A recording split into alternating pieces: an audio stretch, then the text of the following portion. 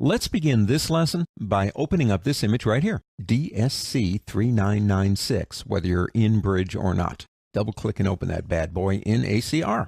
I like this image, I really do. It's taken in Chicago's Union Station, and it's called the Grand Hall. Nice place to take photographs, but we have problems. One of those is white balance. That shouldn't be too hard to fix, though.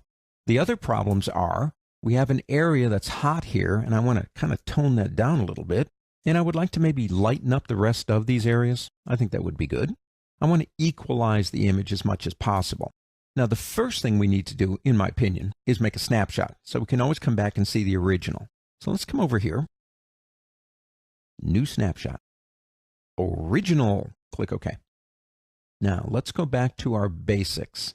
The first thing, I suppose, would be white balance. We might as well start with the basics, and let's just do it simple. I know that's sunlight coming through that roof. So I'm going to come over here and say daylight. Looks good to me. I'm happy with that part of it. So we're going to stop. We like that. Next part, how do we adjust areas individually? Now, if I were in Photoshop, I would say adjustment layers with masks. In this program, ACR, we have these three options up here. You have an adjustment brush where you can paint an area like a mask and say, change the area that I painted. I think we're going to get away with these two right here. That's a graduated filter and a radial. Let's start with radial and get rid of this hot spot right here. So I'm going to click right about here. That's about, I think, in the middle of that hot spot. And I'm going to drag out and try to get it. Let's stop right about there. Now, once you've got that area established, you can come to the middle, the pin, and you can move it. You can come over here and change it this way if it's not a perfect circle, whatever. You can even come on the outside and rotate it if you want to. If we come down here, we can turn the overlay off if we'd like to work with it without that in the way, and I do. You can say, nah, I want to start all over again, clear all over here. If we come down here, do we want that circle controlling everything outside or everything inside? Inside is what we want, so we'll leave that on inside. The feather, well, let's wait on that and see what we get. Let's start up here with exposure. And all we're trying to do is kind of just bring that down. Now, we can go too far, as you can see. Don't want to go that far. I'm going to stop right about there. We can't make it, I don't think anyway, look like this. Okay, it's kind of blown out anyway.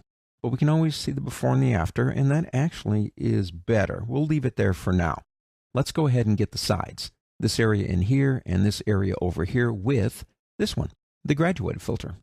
So we get right about here, and I'm going to drag out. I'll hold the Shift key down too. I'm going to go all the way to here. Now, remember is the last thing I did, so don't worry about that yet. I'm going to go to right about there. Let's turn off the overlay for a minute, and let's go to exposure. Oh, I'm liking that. That's nice. That looks good. Let's do the other side. Come over here. Actually, let's turn on overlay again for a second. And let's bring this one to about there. We can change that if we don't like it. Let me turn off the overlay. That's not too bad. Now let's do this. Let's go back into an option up here that gives us our options over here. Go back to snapshot. Let's call this one phase 1. I'm big on phases. Here's the original. And here's what we did. Anytime we want to change it again, I look up here and think, well, I don't know if I like that or not. Seems to be a little bit overpowering up there. So I want to go back again. Let's turn the overlay on, pick up that pin, and maybe just pull that down just a little bit.